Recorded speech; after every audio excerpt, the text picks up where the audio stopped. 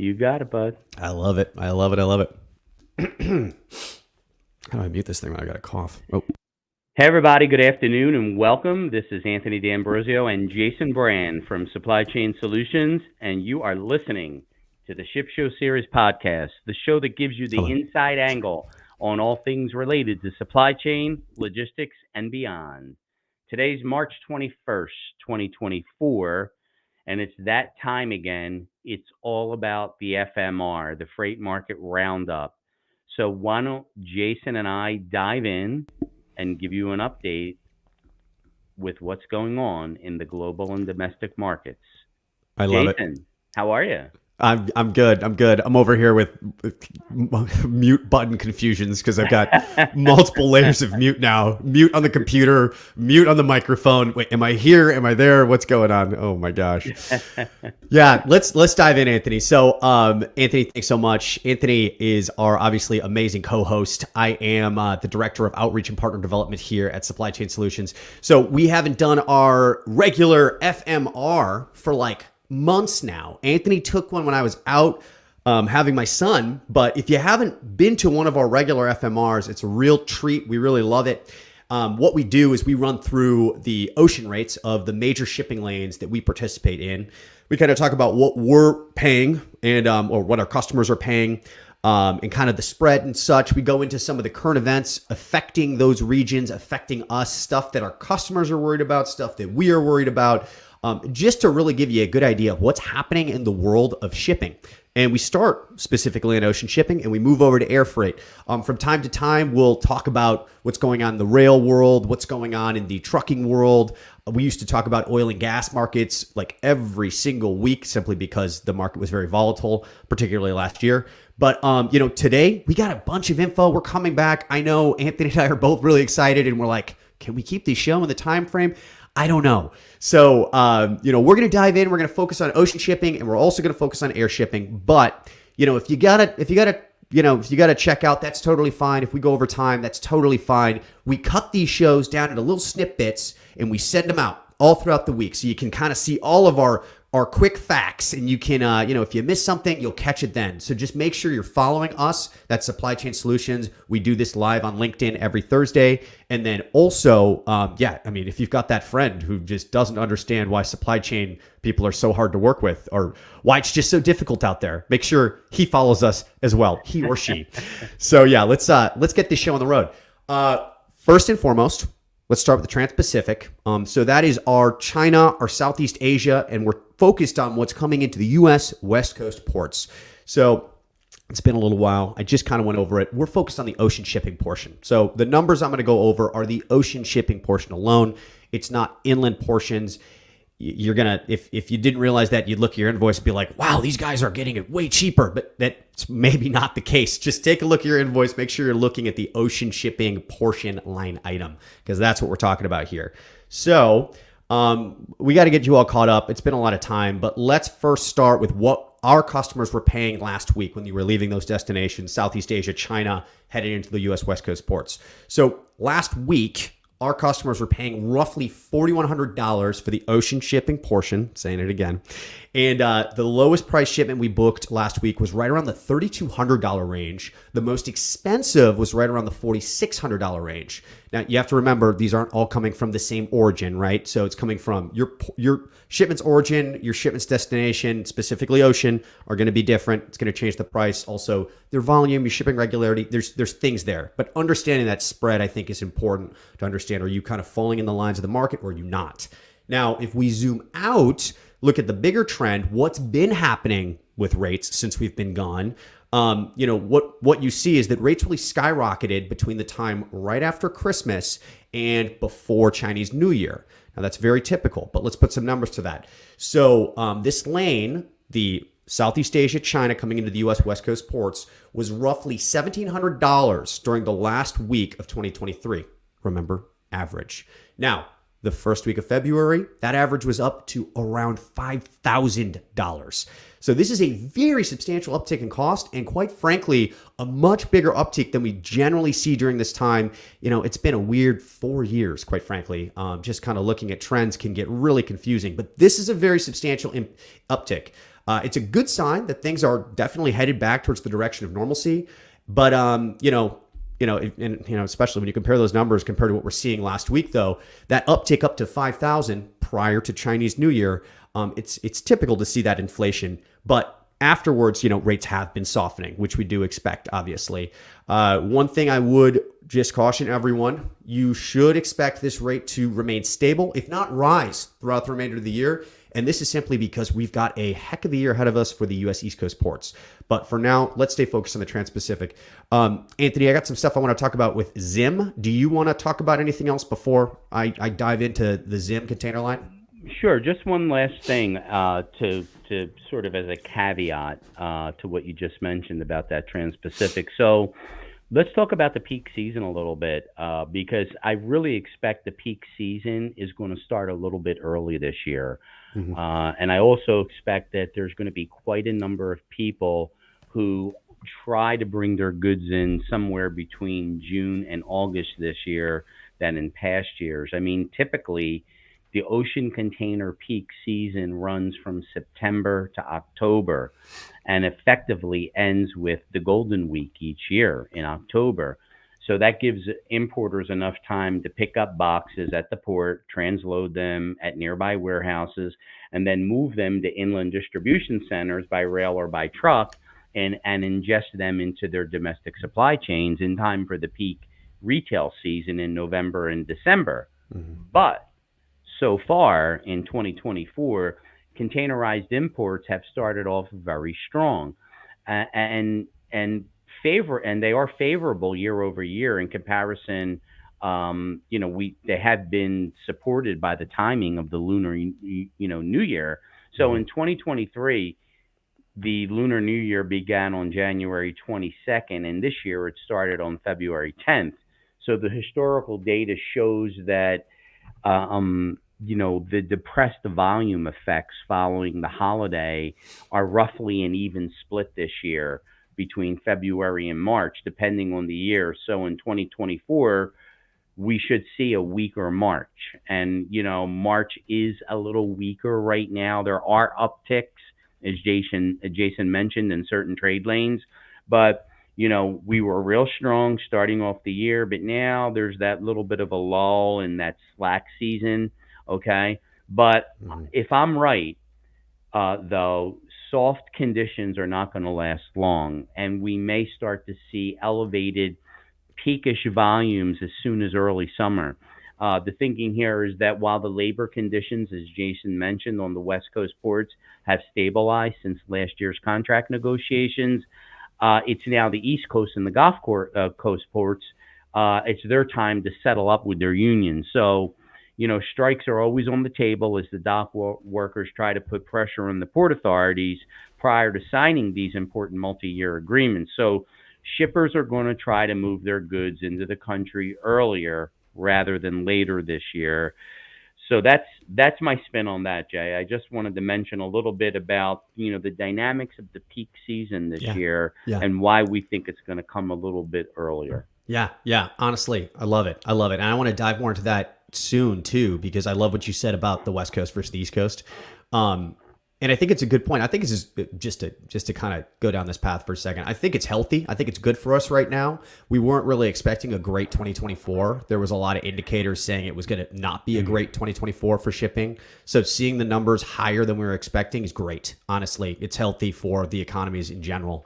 But we're not going to do a show on that today, so we'll leave the full breakdown of that later. Absolutely. Because there's obviously things. So let me talk about Zimline, because I think Zimline, it's a great time for us, and that's supply chain professionals, because you get to see these quarterly reports come out. You really get to see these companies explaining the numbers, and it can kind of give you some great insight into what some of these huge shipping corporations are thinking and what their strategy is and what they're betting on. So Zim, enter Zim.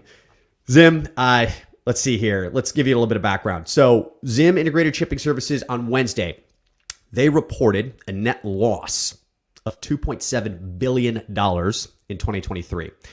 Now, despite that major net loss in 2023, They updated their previous forecast they had for 2024, which had them expecting a $300 million loss, and they changed it to a $300 million profit. Now, they did make a little statement about it. They're attributing it to their expectations of higher ocean rates and improved volume, specifically on the Trans-Pacific. Now, a little bit more background on Zim so we can really dig our heels into this statement. So despite that huge loss they had last year, the Trans-Pacific has continued to be Zim's largest trade lane. They actually grew their volume last year by 8.5% compared to the year before. And when you really think about that, because Anthony and I were every other week, we were going over the numbers, we were looking at it. That's wild. An 8.5% growth last year in last year's market, that is wild. And it's the reason why we're going to do a show here in the next few weeks that's going to talk about all of these quarterly earnings, because you'll see it was kind of a customer grab that occurred that allowed them to grow so much, because that's truly incredible. Now, Zim in January, they did launch a standalone Pacific Northwest Express service that's going to be going between Asia and Vancouver. They also restarted an Asia to U.S. West Coast Express service, and they did this in late 2023. And they kind of are echoing the same thing they said before. This is increased demand, specifically around e-commerce shippers. Now, all of this is betting, and it's them really showing their bet on the West Coast container market. So, as I mentioned before, we're definitely going to keep our eye on Zim, and we're going to come back to this in the future and kind of see how these bets really panned out, especially at the end of the year. Very, very interested in that. Now, that being said, Zim is not just a standalone company making these bets. There's other services that are actually starting. So there's two more Trans-Pacific container services that are operated by the Alliance, THE Alliance, and they were suspended last year, and this is almost quoted, due to terrible ocean rates. But they're going to actually be restarting after second quarter of this year again. So, all this is pretty wild to us, especially when you look at the metadata. So despite seeing the impacts of the Red Sea and the drought in the Panama Canal, we are just starting to see stronger demand for Asian imports. And really, it tends to be booming rates at the moment. So just to throw some data at everyone, U.S. imports from Asia reached a total of 1.42 million TEUs in February. Now, that was down from 1.56 million TEUs in January. But what makes this such an important data fact is it's a 40% growth year over year from February 2023 to February 2024. And that makes it the biggest year-over-year jump for any month since May 2021. Now, there is a slight caveat here because it's worth noting, however, that February 2023's imports were the second lowest in more than 7 years. And it was only topped by March of 2020, which I don't even think is fair because I think we all remember March 2020, the world kind of went to a halt. So view February 2023 as a particularly bad month in the history. Anthony, anything you want to add before we switch over to our Europe to East Coast lanes? No, I think you've got it covered, Jay. All right, let's dive on in. Okay, so yeah, it's been a little bit. The Panama Canal, the Red Sea, we've both had some major dilemmas. And we've got our bulk shipping customers reaching out to us to get quotes for upcoming projects. And, we're specifically talking about Europe to U.S. East Coast, and they've all been freaked out about all these disruptions and how it's going to affect their rates when shipping into the East Coast. Well, the good news is we still have plenty of capacity out there. And really, the market right now, the rates from the main ports in Europe heading into the U.S. East Coast aren't terribly bad at the moment. And actually, I would be as bold to say that the rates right now coming to the U.S. East Coast are kind of frightfully good. So last week, our customers spent between $1,400 and $2,400 shipping 40-foot containers from Europe to the U.S. East Coast. Now, that is higher than it was earlier this year, but really only by about $200 to $300. So still very reasonable. Kind of hard to make the comparison between the West Coast, but at this point, very reasonable ports for a lot of good reasons. Now, Anthony, do you want to dive more into what's going on with the East Coast labor market right now? Anything else you want to dive into? Well, just that, we have that contract coming up for the ILA, the International Longshoremen's Association here in the East Coast and the Gulf ports right now. So that's really going to start to ratchet up in May, as we as we move into that negotiation season. And, if we remember what happened on the West Coast with the ILWU, in the Pacific Maritime Association. It took them a year and a half to get their contract ratified Oh yeah. and accepted. So, I think what we're going to see is that as a lot of that volume from the West Coast shifted to the East Coast, 18 months ago during this whole ILWU situation, I think we're going to start to see volume start to shift back from the East Coast to the West Coast. And believe me, there'll still be plenty of volume on the East Coast, but I still think we're going to see a shift. And we're really going to have to keep a close watch on that because, as I mentioned in that opening, sort of monologue, is that it's time. It's time for the unions to put the pressure, on the ports. Okay. Hmm. And the port authorities, so they can actually sign a multi-year agreement. So I think, as I said, you're going to see shippers start moving their goods in earlier this year and maybe try to trend away from the East Coast before it gets a little stickier. Yeah. Yeah. Yeah, the wrinkle I see this year compared to when the West Coast was going through their negotiations, because there's a lot of things. One thing is we didn't have that Panama Canal issue, or we did, but it wasn't nearly as bad as it has been lately. So the switching is going to be a little bit more challenging. But that being said, I felt like the West Coast labor union negotiations started off so peacefully, and then it just ratcheted up, and they kept missing dates and missing deadlines, and new things kept popping up. And the last 3 months of it just got really ugly. This one has started out ugly. I mean, right away, they basically made an announcement. They said, if we don't get a agreement by when it's due in October, we're going on strike. And it just a really hard line. I want to say a little quote from Harold Daggett. So Harold Daggett right now, he is the International Longshoremen Association's president. The ILA, they represent 45,000 people. That starts up in Maine, goes all the way down to Texas. And I'm gonna have to censor this, but quoting him, just remember, when we shut down, this whole blanking world shuts down, and they don't realize how blanking strong we are. So he's doing that at a protest that happened in January, and then since then he's announced that the union will strike if the negotiation is not reached on time. So it's starting off with some heat. They, in my opinion, the ILWU, there's a lot of different factions, and it started to be these weird battles between, literally, it wasn't even the union and the Port Authority anymore. It became union versus union, who gets what territory. It got really messy, and it just got very confusing for a while. This is a little bit clearer in some ways. There's a different portion to this labor agreement that's going to come up later, and actually was foreshadowed last year. But I believe it's the Georgia Port Authority that uses non-union workers, and that's come up multiple times. There was a couple lawsuits around it. The ILA does not like that; they want that taken out. Georgia went about it in a way where it's quite legal for them to do it. So I expect that to get brought up again. It was a pretty fiery argument last year. So we'll see if that plays in. We'll see how that works. Automation's always on the table, and East Coast during the pandemic years really had some big strides in expansion, and still a lot of their ports are they're dredging, they're making room for larger ships, and they're really still expanding. So this could be a very, very, very interesting negotiation. They never are easy though, so I'd be on the shipper side with trying to get into the West Coast instead. Absolutely. I love it. All right, let's talk about our final shipping lane here. And actually, I'm not going to go over rates with this one because it's a little weird. So it's the China to Europe lane. And generally speaking, we're going through the Suez Canal into the Red Sea region. But I can't give you some accurate rates because, quite frankly, it has been messy there. The past month in general has been particularly messy. There was the big recent event was news of the death of 3 crew members from a bulk carrier called the True Confidence. It was struck by a Houthi missile on March 6th, March 7th. Actually, I was reading multiple different articles from reputable sources saying 6th and 7th. So I'm just going to throw March 6th and March 7th in there.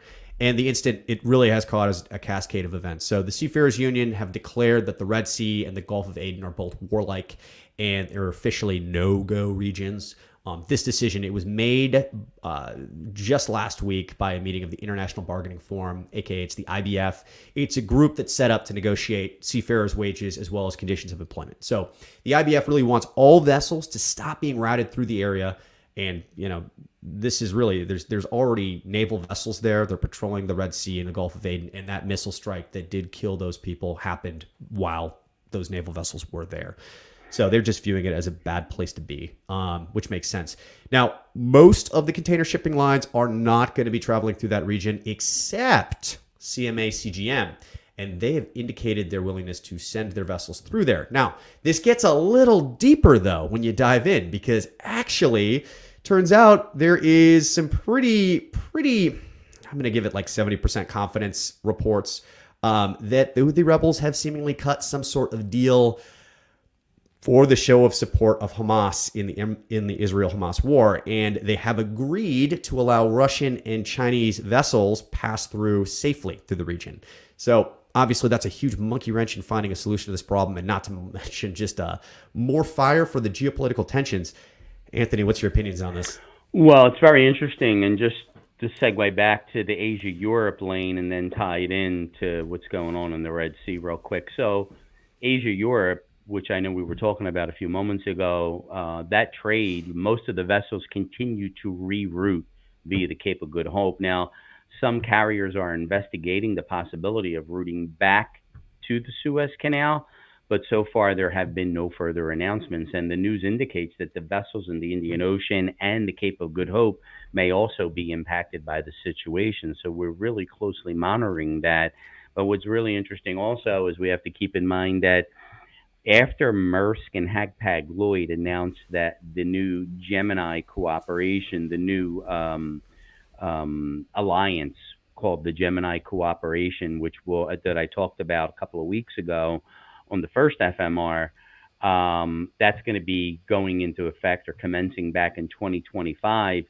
The Ocean Alliance, which consists of CMA, CGM Group, Costco Shipping, Evergreen, and OOCL, confirmed that the renewal of the new Ocean Alliance partnership, is essentially renewed for another 5 years. So following that renewal, though, that'll be effective April 2024. So next month, there will be some service adjustments. But some of the new deployment plans shared by the Ocean Alliance for Asia to Europe would be a total of 6 services between Asia and Northern Europe, and another 4 services between Asia and the Mediterranean. Now, as Jason was talking about earlier, the floating market rate keeps dropping. So some carriers are preparing to implement a GRI in April for anywhere from $600 to $800 per FEU or per 40-foot equipment unit. And while the demand remains flat at the moment, there's going to be a lot more discussions ongoing about the current offerings and the long-term finalizations, especially in light of the Red Sea surcharges that will be upheld and continue to be implemented by all of the carriers. And then finally, just one last thing, Jay, I want to put in there, as you were talking about Red Sea and what's going on. I mean, the Houthi rebels just attacked on March 15th an oil tanker called the Pacific 01, sailing in the Red Sea on March 15th. And it was hit by several missiles. Now, it did not sink the oil tanker, which would have been a terrible natural disaster. But this occurred about 65 nautical miles west of Al Hudaydah in Yemen, and the crew and the ship are safe. And in the process of sailing, after kind of taking a review to make sure the vessel still had its integrity intact, but the Houthi rebels continue to refer to these ships as Israeli ships. And it was confirmed that the ship was actually owned by a Vietnamese company. Mm-hmm. So, it's a crazy situation going on out there. And according to some of the reports, they recently released the car carrier or the auto liner carrier called the Galaxy Leader, but many of the crew members were detained by the Houthi rebels since November. They're still detained, and they're in the control of Hamas. So, and the majority of those crew members were Filipinos. So, really sad situation what's going on out there in the Red Sea, and this continues to happen even though there's a large UK and USA naval presence in the Red Sea right now. But with that, Jay, I'll send it back to you. I know you have other things you want to talk about. Hey, you're also reading my mind there. I mean, you also touched on some great points I want to talk about too. The Gemini Corporation and more. So, because I want to kind of paint another photo or another picture of the market as well. So Zim painted a pretty great image of 2024, particularly on the Trans-Pacific. Now, OOCL actually, in kind of relation to the global shipping environment, painted a different image. They are painting a very highly uncertain outlook for the ocean shipping industry, specifically for 2024. They called out a few things. They called out the Red Sea vessel diversions. Also, though, they called out high interest rates, the end of the 2M alliance, that emergence of the Gemini Corporation, and just the general environment of geopolitical tensions, high levels of capacity. But then finally, something that we haven't talked about for a long time, but it's happening right now, are these new environmental regulations, such as the European Union's emission trading system. And we broke that down in the past, but given all of these diversions happening right now, I think it's a great time to put that into our roster and talk about it again, because it's going to have some big effects. Or I was briefly running through an article. Well, you may be forgiven for this time. It's a loan. It's not freebie. Did you see that article too, by the way? I did. Yeah, I was like, we got to talk about this later. I love it. Anthony, I want to dive into air, but anything you want to do before we close up the ocean shipping market? Just two things real quick, and I'll make it real quick. So I don't know if you have anything in your talking points this week, Jay, but I just want to briefly touch on the eruption of the Reykjanes volcano out in Iceland. This occurred on March 16th. It was an unannounced volcano eruption in southern Iceland. So it's threatening a lot of infrastructure there. And a lot of times when these natural occurrences happen in Iceland and in Greenland, it does affect the air traffic. Especially, if the volcano is, spewing a lot of ash into the atmosphere, which affects emissions and affects, airlines have to, rework and reroute their flight patterns. So that's one thing. And then the last thing I think it's important to bring out to our listeners is what's going on in Haiti right now. And due to, all the escalating security concerns in Haiti's capital, Port-au-Prince, the French shipping company CGM announced it suspended all of its services to Port-au-Prince as of March 15th. So as an alternative, they plan to use Lafito, which is located about 20 kilometers away from Port-au-Prince, and have their vessels call there. But this is a continuing situation that we're watching, and Haiti's like one of those areas like Hawaii, where even though there are some things that are made there and manufactured, mostly everything is imported as well. So we're going to have to keep an eye on those two things. Excellent points. Thanks for bringing those up, Anthony. You're welcome. All right, let's dive into air. It's pretty quick for air, and actually this works out fantastic because of the time. I'm also glad you brought up that volcano. But let's take a look at air rates right now. So firstly, if you're going to be shipping out of Southeast Asia and China, you're going to be coming into U.S. As of last week, we actually had some decent rates in comparison. $450 to $490 a kilo is what we were saying. Our weighted average came out to around $487 a kilo. Now, if you're planning an air shipment between China and Europe, which has been much more popular at the moment given the difficulties in the Suez Canal, you should expect to pay between $410 and $470 a kilo. In our most recent averages there, we're right around the $462 per kilogram point. So that's an indication those rates are going to be heading up. And then finally, if you're shipping between Europe and the U.S., expect a pretty reasonable rate. Current rates are coming in at just $2 a kilo. Our weighted average was right around 205. So definitely reasonable, even when you compare those to 2019 numbers.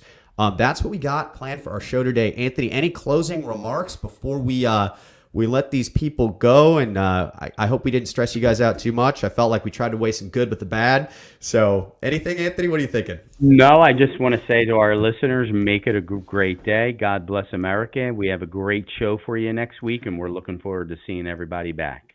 Phenomenal. I love it. Thank you all. We will catch you guys next week. Take care, everyone.